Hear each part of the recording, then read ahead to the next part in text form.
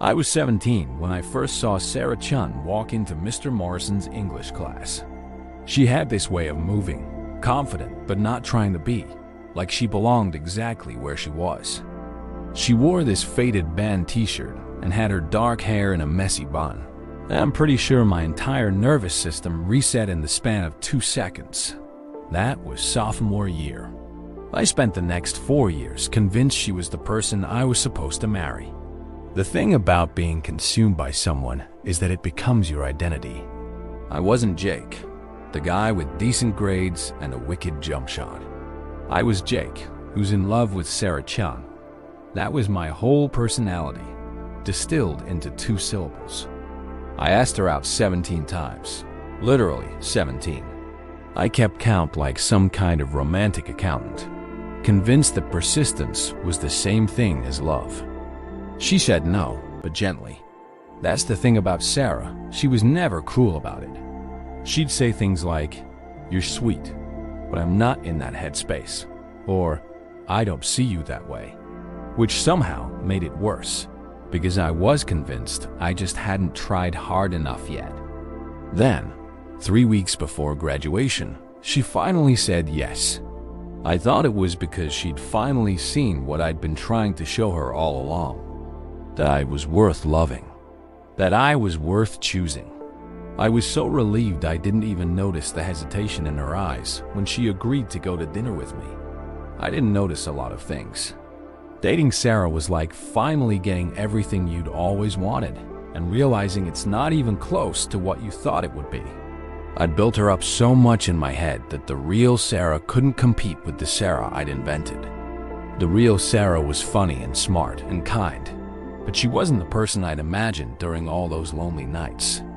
She was someone else entirely, a real human with her own dreams and insecurities and limitations, which somehow made me love her less, even though that makes me hate myself for thinking it. We dated for 8 months. I say, we dated, but really, I spent 8 months loving an idea while Sarah spent 8 months trying to love me. The problem was obvious to everyone except me. I didn't actually love her. I loved the version of her I'd created. I loved the fantasy. And what Sarah needed was for someone to love her, the actual, flawed, imperfect version standing right in front of them. She was always distant, always tired, always somewhere else in her mind, even when we were together. I'd suggest plans, and she'd go along with them, but I could see it was like dragging her somewhere she didn't want to be. I'd try to hold her hand, and her grip was loose, like she was afraid of being held too tightly. But I didn't want to see it, because if I saw it, I'd have to admit that all those years of waiting meant nothing, that I'd been in love with a ghost of my own creation. I didn't break up with her. She broke up with me. It happened on a Tuesday in October, about 2 months after we graduated. We were sitting in her car in a parking lot, which should have told me everything I needed to know. Nobody goes to a parking lot to deliver good news. "I can't keep doing this," she said, and I'll never forget the way her hands gripped the steering wheel like she was holding on to something that was slipping away. "Doing what?" I asked, even though I knew exactly what. "Being with you and feeling like I'm suffocating. Jake, you put me on a pedestal for years, and I didn't ask for that. I didn't want that. And now that we're actually together, you're still not seeing me. You're seeing some version of me that exists in your head, and I'll never be enough for that version because she's not real." I tried to argue. I tried to convince her that I loved her, that she was enough, that we could make it work. But she just shook her head. "You love the idea of me," she said quietly. And I've been so tired of being a concept instead of a person. After that, I fell apart in a way I didn't know was possible. Not the dramatic kind of falling apart that makes for good movies. The slow, quiet kind. The kind where you stop showering for 3 days, then a week, then you don't even keep track anymore. The kind where you call in sick to work and then call in sick to life itself. The kind where your mom knocks on your bedroom door and you can hear the worry in her voice even though you're pretending to be asleep. I'd spent 4 years convinced that Sarah was the answer to every question about myself. So, when she was gone, I had no idea who I was supposed to be. I was just this hollow thing shaped by the absence of her. My friends tried to help. My mom cried.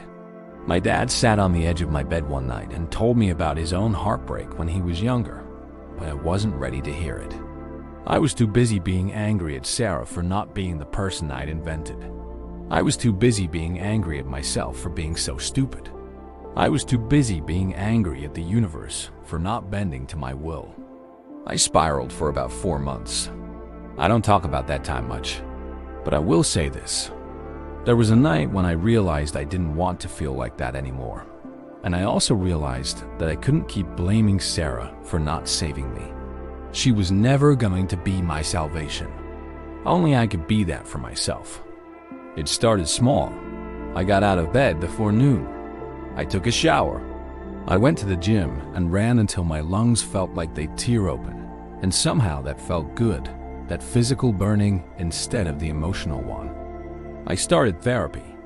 Dr. Reeves was this older guy who didn't try to fix me or tell me everything would be fine. He just asked me questions about who I actually was when I wasn't thinking about Sarah. What did I like? What made me angry? What did I want from my life that had nothing to do with a girl?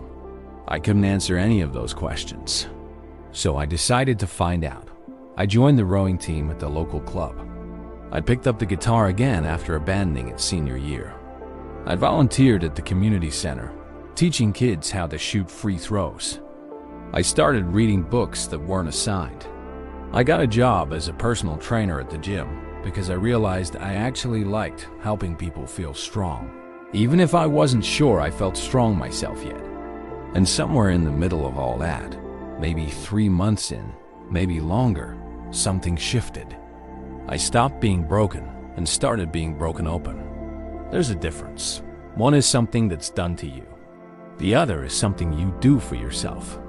I'd go days without thinking about Sarah, and instead of panic, I felt relief. Somewhere in the middle of my healing, Mara showed up at the gym where I was training people. Actually, she'd been there all along.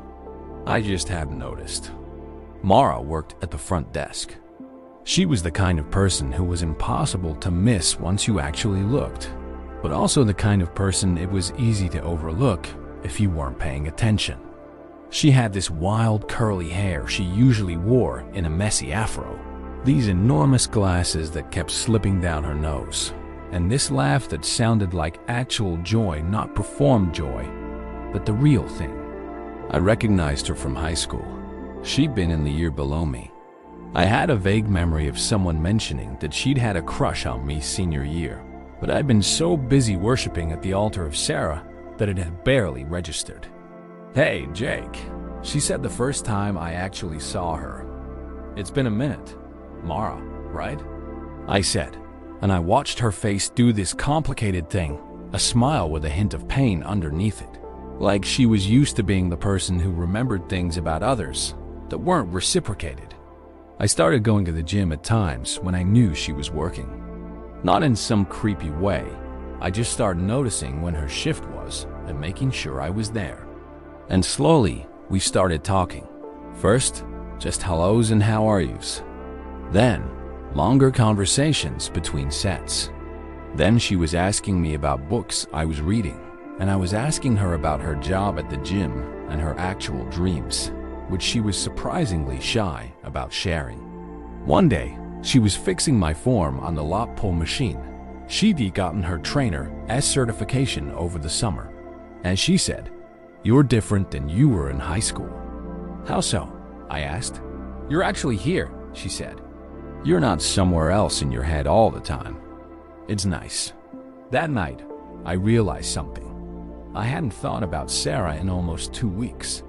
I didn't ask Mara out for a long time. I wanted to be sure I wasn't just using her as a replacement for Sarah. I wanted to be sure I was coming to her as a whole person, not as someone broken and looking for glue. We spent time together in group settings, first gym people going out for late-night diner food after we all finished training.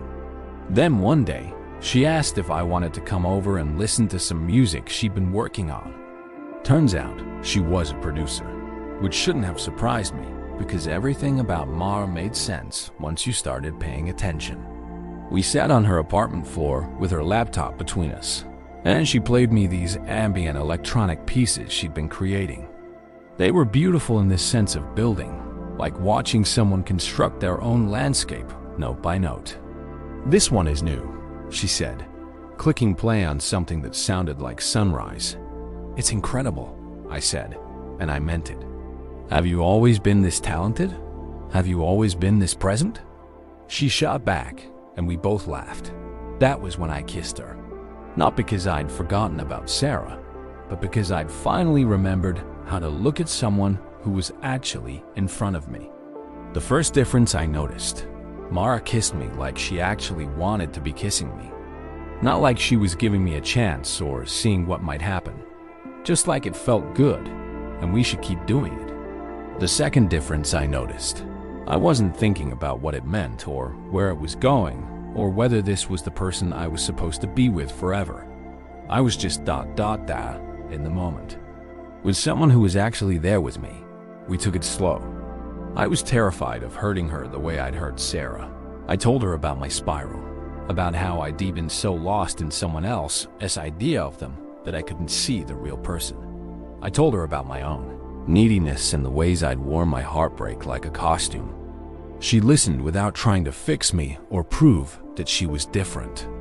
She just said, "I know who you are now, Jake. Not who you were in high school. Who you actually are. And I kind of like this version." Mara and I have been together for a year now. Nothing dramatic or earth-shattering. We're just two people building something real, day by day, choice by choice. Some days are easier than others. Some days she frustrates me, and I frustrate her. But we've learned how to be frustrated with each other without making the other person responsible for fixing it. I ran into Sarah at the grocery store about 6 months ago. She was with her new girlfriend, who was looking at her the way I used to look at her. And I realized something. It didn't hurt anymore. Not the way it used to. It was just this small ache. The way you might feel about any part of your past that shaped you, but didn't destroy you. We hugged awkwardly by the produce section, and she told me she was glad I looked happy. I told her the same thing, and I meant it. The biggest difference between loving Sarah and loving Mara isn't about how they look or how smart they are or any of those external things. The biggest difference is that I chose Mara after choosing myself first. I built a life I was proud of before letting her into it. I became someone I respected before asking her to respect me. I'm not going to pretend it's all perfect or that I've figured everything out. I still have days where my depression whispers to me, reminding me that I'm not enough. But now I know that's not someone else's job to fix. That's my job. And I know the difference between love and addiction. I know the difference between choosing someone and needing them to complete me. And somehow, that knowledge that hard-won, slowly earned understanding has made me capable of actually loving someone in a way that's good for both of us. Sometimes I think about writing Sarah a letter. Not because I want her back, but because I want her to know that breaking up with me was the kindest thing she could have done. If I did write it, it would say, "Sarah, thank you for not pretending to be the person I invented. Thank you for leaving me so I could find out who I actually was. Thank you for being brave enough to say you were suffocating, even though it broke us both in the moment. It turns out you saved my life by refusing to be my life. I hope you're out there being exactly who you want to be, with someone who loves the real you, not the concept of you. And I hope you know that I'm finally okay. Not because you changed or came back, but because I finally learned how to choose myself. I genuinely wish you everything good, Jake, but I'll never send it. Because I think Sarah already knows. And maybe that's the real ending, when you can let someone go without needing them to validate your reason for doing it. When you can see them thrive and feel genuine happiness instead of regret. That's when you know you've actually healed. Not when someone takes you back, but when you can finally see all the ways they were right to let you go. And when you finally meet someone who was waiting for you to become someone worth waiting for, that's when you know you've actually lived. Share this with someone who needs to hear that they're not broken. They're just becoming. Like and subscribe for more interesting high school love stories.